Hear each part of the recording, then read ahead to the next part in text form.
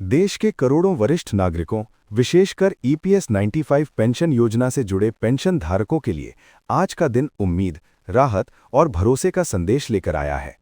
लंबे समय से जिस विषय पर संशय, अफवाहें और अनिश्चितता बनी हुई थी, उस पर अब केंद्र सरकार की ओर से स्पष्ट और लिखित आश्वासन सामने आ चुका है।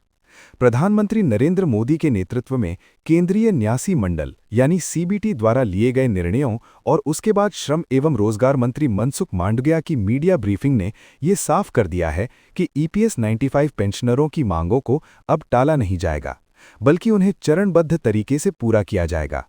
दरअसल बीते कई वर्षों से ईपीएस 95 पेंशन धारक न्यूनतम पेंशन वृद्धि, चिकित्सा सुविधाओं के विस्तार और महंगाई भत्ते को पेंशन से जोड़ने की मांग करते आ रहे थे।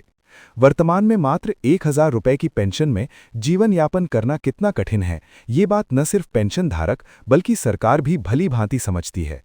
इसी पृष्ठभूमि में हाल ही में सीबीटी की बैठक आयोजित हुई, जिसमें इन सभी मुद्दों पर गंभीरता से विचार किया गया। इस बैठक के बाद जो सबसे अहम घटनाक्रम सामने आया, वो था कमांडर अशोक रावत को संबोधित सरकार का लिखित पत्र, जिसे पेंशनरों की भावनाओं का दस्तावेज माना जा रहा है।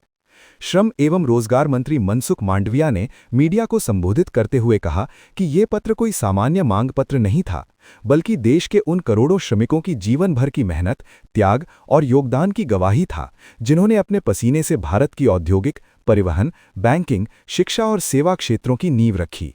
उन्होंने कहा कि जब वे ईपीएस 95 पेंशन धारकों के प्रतिनिधियों से मिले, तो उनके चेहरों पर एक ओर देश के विकास में योगदान का गर्व था, तो दूसरी ओर भविष्य को लेकर चिंता की साफ झलक दिखाई दे रही थी। मंत्री ने कहा कि मोदी सरकार का ये स्पष्ट सिद्धांत है कि जिसने देश की सेवा की है, उसके बुजुर्ग होने पर उसका जीवन सम्मानजनक होना चाहिए। ईपीएस 95 पेंशन धारकों की मांगें केवल आर्थिक नहीं हैं, बल्कि ये सामाजिक न्याय और मानवीय गरिमा से जुड़ी हुई हैं। इसी कारण सरकार ने इस विषय को पूरी संवेदनशीलता के साथ लिया है और ठोस निर्णय लेने का मन बनाया है। सीबीटी की बैठक में न्यूनतम पेंशन को मौजूदा 1000 रुपये से बढ़ाकर 7500 रुपये प्रतिमाह करने का प्रस्ताव रखा गया है।